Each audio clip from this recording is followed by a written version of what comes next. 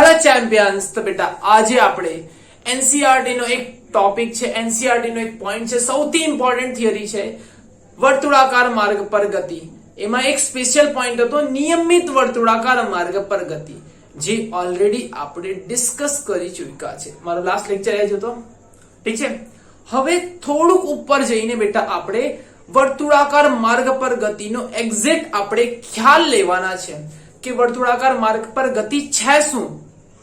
જ્યારે કોઈ પદાર્થ વર્તુળાકાર માર્ગ પર ગતિ કરે છે ત્યારે તેનો રેખીય સ્થળાંતર, કોણીય સ્થળાંતર, રેખીય વેગ, કોણીય વેગ, રેખીય પ્રવેગ, કોણીય પ્રવેગ. રેખીય પ્રવેગમાં બે પ્રવેગ છે. આપણી પાસે એક સ્પર્શીય પ્રવેગ છે અને એક કેન્દ્રગામી પ્રવેગ છે. ઓલરેડી આપણે કેન્દ્રગામી પ્રવેગને ડિસ્કસ કરી ચૂક્યા છે. તો ચાલ બેટા આજે આપણે હર એક પોઈન્ટને ડિટેલમાં સમજીએ. બેટા તને એનસીઆરટી ની બુકમાં ઉપર થોડુંક આપી દીધું છે, રેન્ડમ, ફક્ત પરફેક્ટ ડેટા નથી આપ્યા. અને તું જો અહીંયા મિસ કરશે તો તને ચાક ગતિ વાળું ચેપ્ટર નંબર 7 તેની શરૂઆતથી લઈને બધું બેટા ગોળ ગોળ ફરશે. અને તું આ ચેપ્ટર નહીં કર્યું તો બધું તારું ગોળ ગોળ ફરી જશે. છમક છલ્લો નહીં, ગોળ ગોળ બધું ફરી જશે. તો ચાલ બેટા આજે આપણે શરૂઆત કરીએ. વર્તુળાકાર માર્ગ પર ગતિ, વર્તુળાકાર માર્ગ પર ગતિ. ચાલ, વર્તુળાકાર માર્ગ પર ગતિ શું છે બેટા? વર્તુળાકાર માર્ગ પર ગતિ આવી રીતના, ઓકે, આવી રીતના એક પદાર્થ કેન્દ્ર, આ કેન્દ્ર, એક પદાર્થ અહીંયા છે, આવી રીતના ગોળ ગોળ ફરે છે. ચાલ, હવે જ્યારે પદાર્થ ગોળ ગોળ ફરે છે તો આના પર હું 3 બિંદુ લઈ લઉં. પોઈન્ટ એ, પોઈન્ટ બી, પોઈન્ટ સી અને પોઈન્ટ ડી. ચાલો ફટાફટ ક્યાં પહોંચી ગયા? અહીંયા પહોંચી ગયા. ચાલ, આ પોઈન્ટ ડી, આ પોઈન્ટ સી, આ પોઈન્ટ બી ને આ પોઈન્ટ એ. ચાલ, જોયું તને? આવી રીતના ફરતા અહીંયા માર્કર આવી રીતના હતી, એ ફટાફટ અહીંયા પહોંચી ગયા. આવી રીતના હતી અને આવી રીતના ફરતા અહીંયા પહોંચી ગયા. આ પોઈન્ટ ડી પોઈન્ટ અહીંયા પહોંચી ગયો, સી પોઈન્ટ અહીંયા, બી પોઈન્ટ અહીંયા ને એ પોઈન્ટ અહીંયા. કોઈ પ્રોબ્લેમ બેટા આટલામાં જોઈ લે તને ધ્યાનથી. કોઈ પ્રોબ્લેમ લાગતી તો ફટાફટ મને કોમેન્ટ કર. ડન? ચાલ, બહુ મસ્ત, સરસ. હવે તું મને કે બેટા કે કોનું સ્થળાંતર વધારે થયું, કોણ વધારે ચાલ્યું? ડી નું સ્થળાંતર સૌથી વધારે થયું, સી નું તેના કરતા થોડુંક ઓછું, બી નું તેના કરતા થોડુંક ઓછું ને એ નું લગભગ 0. એમ અને બેટા આવી રીતના ફરતા આવી રીતના ચાલો ફરતા ત્યાં પહોંચી ગયો. જો આવી રીતના. ક્લિયર? આના વેગની વાત કરીએ તો બેટા બધા સાથે જ પહોંચશે કે લેટ થી પહોંચશે? ના સર, આ પહેલા પહોંચી જશે, પછી આ પહોંચશે, પછી આ પહોંચશે, પછી આ પહોંચશે. હે, જોજો સાથે, જો માર્કર ની અંદર જો. સર જો આ પહેલા પહોંચ્યો, પછી આ પહોંચ્યો, કે બધા સાથે પહોંચ્યા? ના સર, આ ડી પાછળ રહી જશે, માર્કર તૂટી જશે, ડી પાછળ રહી જશે, ડી ધીમે આવશે. જો સર આવી રીતના, એ જો ડી પછીથી આવે છે ને? અરે કા, બધા સાથે આવે છે, બધા એક જ સમયે આવે છે.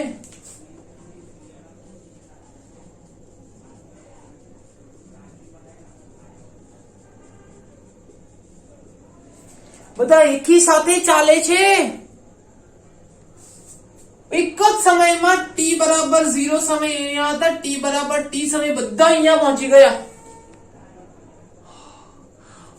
તો આ વધારે અંતર એટલા ટાઈમમાં, આ થોડુંક ઓછું અંતર, આ થોડુંક ઓછું અંતર. તો બોલ બેટા મને કોનો વેગ સૌથી વધારે હતી?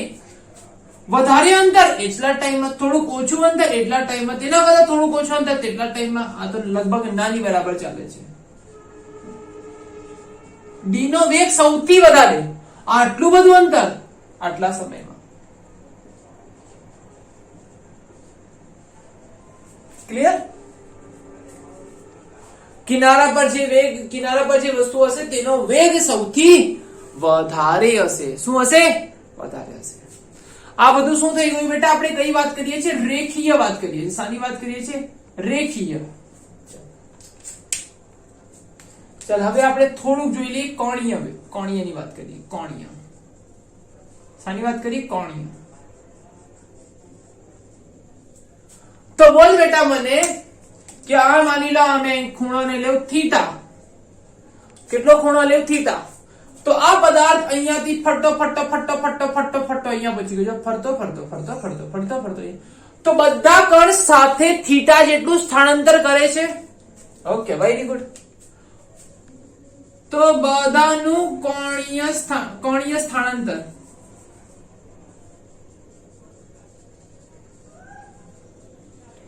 કયું સ્થાનાંતર? કોણીય સ્થાનાંતર.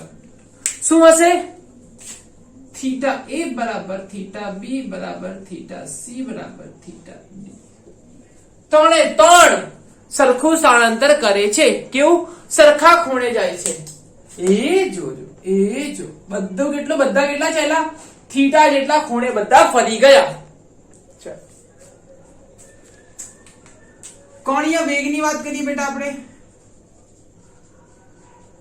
કયું? શાની વાત કરીએ? કોણીય વેગની. તો જો થીટા જેટલા ખૂણો ચાલવા માટે બધાને કેટલો સમય લાગ્યો? ટી. એકી સાથે બધા. જો કોણીય વેગ એટલે શું છે? કોણીય વેગ બરાબર કોણીય સ્થાનાંતરના છેદમાં સમય. કોણીય સ્થાનાંતરના છેદમાં સમય. કોણીય સ્થાનાંતર કેટલું? થીટા જેટલું. બધા થીટા જેટલું ચાલે છે. બધાને સમય પણ સરખો લાગે છે. એટલે ઓમેગા એ બરાબર ઓમેગા બી બરાબર ઓમેગા સી બરાબર ઓમેગા ડી. ઓમેગા શું છે? કોણીય વેગની સંજ્ઞા, કે કોણીય વેગને ઓમેગા થી દર્શાવવામાં આવે છે. ચાલ આટલું ખ્યાલ આવ્યો. ચાલ અગર જો બદલતી સ્પીડમાં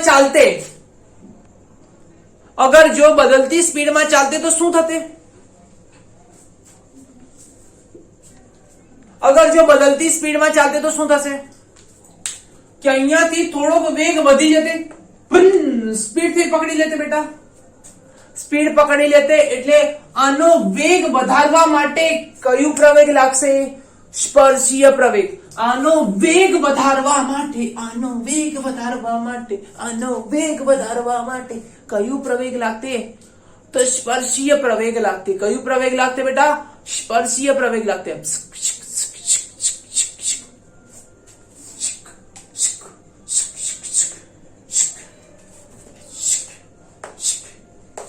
સ્પર્શીય પ્રવેગ લાગતે. સ્પર્શીય બળ લાગતે. એ સ્પર્શીય બળથી એનો વેગ વધી જતે કાં તો ઘટી જતે. ચાલો વિરુદ્ધ દિશામાં બળ લગાવતે તો વેગ ઘટી જશે, અને જે દિશામાં પદાર્થ ફરે છે તે દિશામાં લગાવતે તો એનો વેગ વધી જતે. કેટલું સિમ્પલ છે, કેટલું મસ્ત છે, કેટલું મજાદાર છે. ચાલો ક્લિયર આટલું? ચાલો તો હવે આને થોડુંક હજી પરફેક્ટલી એનાલાઇઝ કરીએ આપણે. આટલો તને ખ્યાલ આવ્યો ને રેખીય અને કોણીયમાં થોડોક. ચાલ હવે આને થોડું ડિટેલમાં આપણે જોઈએ. રફ કરું છું, ધ્યાનથી જોઈ લે. 1 2 3.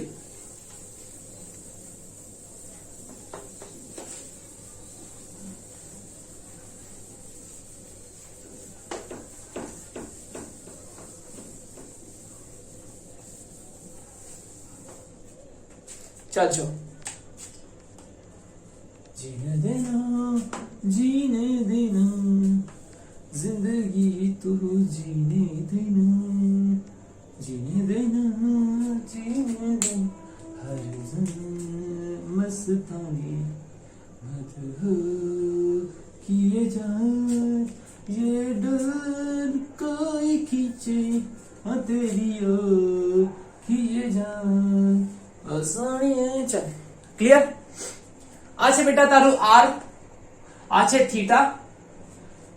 આ પદાર્થ આવી રીતના વર્તુળાકાર માર્ગ પર ગતિ કરે છે. ચાલ આ છે બેટા તારું ચાપ, એટલે એમ કહી શકીએ કે સ્થાનાંતર. હવે બધા ધીમે ધીમે ચાલે છે તો આ રીતના સ્થાનાંતર થાય છે અને જો આપણ સ્થાનાંતરને આપણે કહી શકીએ છીએ અંતર કહી શકીએ છીએ અને સ્થાનાંતર કહી શકીએ છીએ આપણ સ્થાનાંતર થયું દેખાય છે ચાલ હવે જોજો ધ્યાનથી અહીંયા હવે તારો એને આખો કોન્સેપ્ટ બની જશે ધ્યાનથી જોજે તું એ ચેપ્ટર નંબર 2 ની અંદર જોયું હશે ચેપ્ટર નંબર 2 ની અંદર ચાપ અને આના વચ્ચેનો સંબંધ અહીંયા ચાપ શું છે સ્થળાંતર s બરાબર શું છે ચાપની લંબાઈ બરાબર r થીટા શું છે r થીટા આ એક સંબંધ મસ્ત છે એકદમ રસમલાઈ જેવો સંબંધ છે દેખાય છે તને એકદમ મસ્ત મજેદાર એકદમ ઈજી પીજી લેમન સ્ક્વીજી ટાઈપનો મજેદાર પોઈન્ટ છે ચાલો હવે જો અહીંયા હું રેખીય પોઈન્ટ લખું છું રેખીય અહીંયા લખું છું કોણીય જેવી રીતના આપણી પાસે રેખીય સ્થળાંતર છે s તેવી રીતના અહીંયા કોણીય સ્થળાંતર છે કોણીય સ્થળાંતર છે થીટા જેવી રીતના આપણી પાસે રેખીય વેગ છે v ડેલ્ટા s ના છેદમાં ડેલ્ટા t યા કહી શકો છો ds ના છેદમાં dt તેવી રીતના અહીંયા કોણીય વેગ છે ઓમેગા બરાબર ડેલ્ટા થીટા ના છેદમાં ડેલ્ટા t યા તત્કાલીન ની વાત કરીએ તો આ સરેરાશ થઈ ગયો તત્કાલીન int ઇન્સ્ટન્ટેનિયસ એટલે તત્કાલીન int આ તો એવરેજ થઈ ગયું ને સરેરાશ ની વાત ચાલે છે આ ઇન્સ્ટન્ટેનિયસ ની વાત ds ના છેદમાં dt તેવી રીતના આ એવરેજ થઈ ગયું સરેરાશ હવે આપણે ઓમેગા ઇન્સ્ટન્ટ ની વાત કરીએ d થીટા ના છેદમાં dt સરસ મજેદાર પણ આપણને ખબર છે s is equal to r theta ચાલ આનો આપણે આ કેપિટલ r લઈ લઈએ તો મજેદાર લાગે એમ થોડું ઉઠાવદાર લાગે ને ચાલ r થીટા લઈ લીધો આપણે તો શું થઈ જશે અહીંયા ds બરાબર લખી શકું r થીટા શું r બદલાય છે ત્રિજ્યા થોડી ના બદલાતી છે r d theta by dt ચાલ d થીટા બાય dt ને શું લખાય છે આપણે ઓમેગા તો શું થઈ ગયું r omega v is equal to r omega દેખાયું તને આટલું ક્લિયર ચાલ કોપી કરી લે આટલું ડન ચાલ તેવી રીતના હું પ્રવેગની વાત કરું પ્રવેગ હું અહીંયા લખી દઉં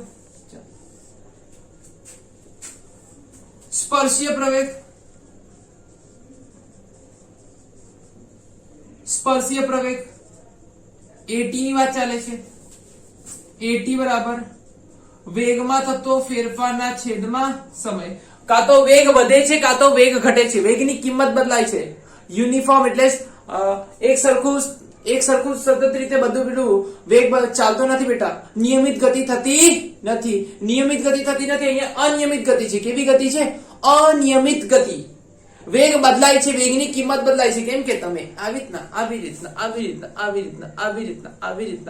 તમે એના પર બળ લગાવો છો તેના લીધે એના વેગ વધે છે કાં તો ઘટશે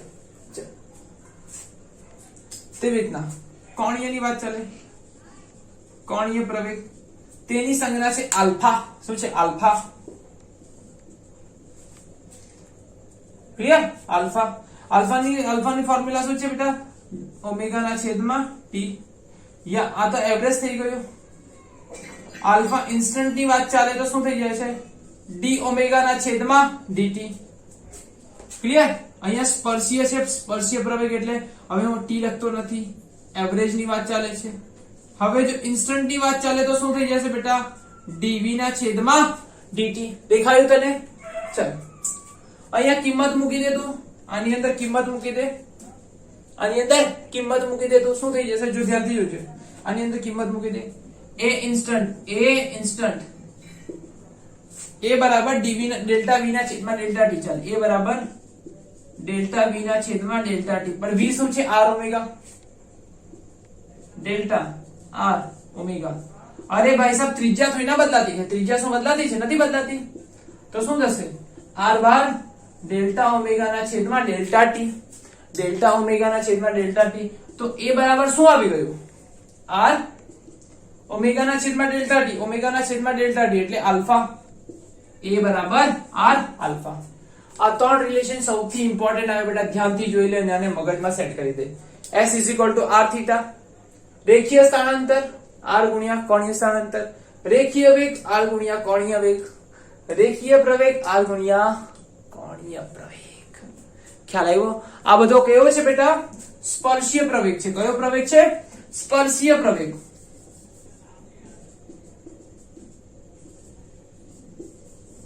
ક્લિયર? સ્પર્શીય પ્રવેગ છે. બટ આપણે લાસ્ટ લેક્ચરમાં ઓલરેડી ડિસ્કસ કરી ચૂક્યા છે કોણીય પ્રવેગ, અને સોરી સ્પર્શીય પ્રવેગ આપણે ઓલરેડી ડિસ્કસ કર્યો. અત્યારે ડિસ્કસ કર્યું બેટા લાસ્ટ લેક્ચરમાં આપણે કેન્દ્રગામી પ્રવેગ, કેન્દ્રગામી પ્રવેગ આપણે ઓલરેડી ડિસ્કસ કર્યું છે. શું છે? AC બરાબર v² ના છેદમાં r, કેપિટલ R, v² ના છેદમાં r. ચાલ, અહીંયા v ની કિંમત તો શું મૂકી શકે છે? r ઓમેગા મૂકી શકે છે. r² ઓમેગા સ્ક્વેર ના છેદમાં r, એક r થી કરી દઈએ, r ઓમેગા સ્ક્વેર. ચાલ, જે આ ઓમેગા છે ને, ઓમેગા, અગર ધ્યાનથી બેટા જો અને રફ કરું થોડુંક આકૃતિને, સ્ક્રીનશોટ લઈ લો ફટાફટ, સાઈડ પર થઈ જાવ છો. 1 2 3 ડન.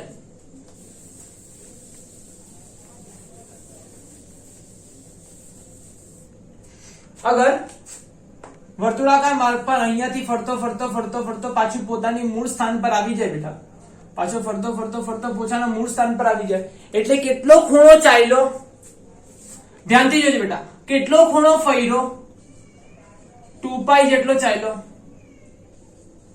જેટલું કોણીય સ્થાનાંતર. ચાલ, એક વર્તુળ ફરવા માટે જે ટાઈમ લાગે છે તેને આપણે જનરલી શું કહીએ છીએ બેટા? એક વર્તુળ જેટલું ફરવા માટે, એક દોલન કરવા માટે યા એક ચક્કર લગાવવા માટે જે ટાઈમ લાગે છે તેને આપણે શું કહીએ છીએ? લાગતો સમય ને આપણે આવર્તકાળ કહીએ છીએ.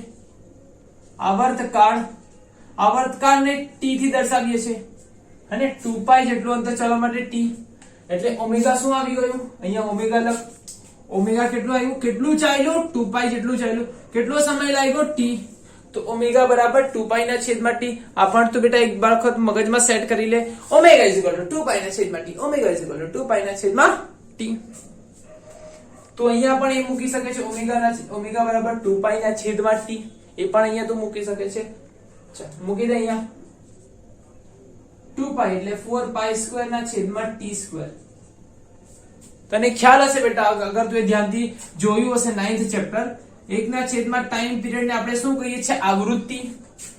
તો તું AC બરાબર શું લખી શકે છે? r 4π² અને આને શું લખી શકે છે? f². તે પણ તને ચાલશે બેટા. એટલે તું આને કઈ પણ રીતે 1 2 3 4 સમીકરણમાં ફેરવી શકે છે. ક્લિયર? તને આટલું ક્લિયર થઈ ગયું બેટા? પાક્કો? તને એ વસ્તુનો ખ્યાલ આવ્યો બેટા? કેન્દ્રગામી પ્રવેગ કયું છે અને સ્પર્શીય પ્રવેગ કયું છે? કેન્દ્રગામી પ્રવેગ આ દિશામાં હોય છે અંદરની તરફ, અને સ્પર્શીય પ્રવેગ આ દિશામાં હોય છે AT. આ દિશામાં AT, આ દિશામાં AC. કોઈ પણ પદાર્થને ગોળ ગોળ ફેરવા માટે કયું બળ જરૂરી છે? કેન્દ્રગામી બળ. અને તેના લીધે ઉદ્ભવતો પ્રયોગ કયો છે? કેન્દ્રગામી પ્રવેગ. ધ્યાનથી સાંભળજે બેટા, કેન્દ્રગામી પ્રવેગ. કોઈ પણ પદાર્થને ગોળ ગોળ ફેરવવા માટે એટલે અંદરની તરફ એક બળ લગાવવું પડે. જો અમારી સામે અહીંયા કોઈ વસ્તુ છે, તેને હું ગોળ ગોળ ફેરવું છું એટલે દોરીથી હું એને અંદરની તરફ ખેંચી રાખું છું. ચાલ, આપણે પેલું તમે આવી રીતના કોઈ વસ્તુને પકડીને હું આવી રીતના ગોળ ગોળ ગોળ ગોળ ફેરવતો આવી રીતના. ક્લિયર? તો એ વસ્તુ મને ખેંચે છે, પણ એ વસ્તુને હું ખેંચીને ને એ વસ્તુ બહાર ભાગવાનો પ્રયત્ન કરે છે, પણ એને ખેંચીને હું પોતાની તરફ એમ ખેંચી રાખું છું, એમ ખેંચી રાખું છું. તો એનો મતલબ શું થાય છે? એને બહારની તરફ બળ લાગે છે, પણ હું અંદરની તરફ એક બળ લગાવીને જબરજસ્તી ખેંચી રાખું છું. એક બળ લગાવું છું. એ બળ કયું છે? કેન્દ્રગામી બળ. ને તેના લીધે જે પ્રવેગ ઉત્પન્ન થાય છે તે કેન્દ્રગામી પ્રવેગ. અને જો આનો ઝડપ વધારવો હોય આ જે ફરે છે તેનો ઝડપ વધારવા માટે, તેનો વેગ વધારવા માટે, તેની સ્પીડ વધારવા માટે આ જે ફરે છે તે વધારે સ્પીડમાં ફરે, વધારે વેગથી ફરે તો તેના માટે કયું બળ જરૂરી છે? સ્પર્શીય બળ. તેના લીધે જે પ્રવેગ ઉત્પન્ન થાય છે તેને શું કહીએ છીએ બેટા? સ્પર્શીય પ્રવેગ. શું તને આટલું ક્લિયર થયું? ચાલ બેટા, ક્લિયર? તો બેટા જો આપણી અહીંયા 4th ચેપ્ટરની બધી ઇમ્પોર્ટન્ટ થિયરી આપણે અહીંયા ઓવર કરીએ છીએ. હવે આ ચેપ્ટરના ન્યુમેરિકલ્સ પણ તમને દાખલા પણ ધીમે ધીમે આવી જશે. હવે નેક્સ્ટ આપણે 5th ચેપ્ટર પર જવાના છે. તો જો બેટા તને વિડીયો પસંદ આવ્યો હશે, તને ક્વેરી કઈ હશે તો કોમેન્ટ કરજે. વિડીયો પસંદ આવ્યો તો લાઈક, શેર, સબસ્ક્રાઇબ કરવાનું ભૂલતો નહીં. ટીચર્સ માટે તો તમે મારા માટે તો આટલું કરી જ શકો છો, અગર કરવા કંઈક માંગતા હોય તો. અને બેટા ટેલિગ્રામ ચેનલની લિંક હું તમને ડિસ્ક્રિપ્શનમાં આપી દીધું છે. ત્યાંથી તમે મને કનેક્ટ થઈ શકો છો અને ત્યાં પણ હું તમને નોટ્સ વગેરે શેર કર્યા કરું છું. તો ત્યાંથી પણ તમે મને કોન્ટેક્ટ કરી શકો છો. ચાલ, પઢાઈ કરતો રહેજે બેટા. All the very best.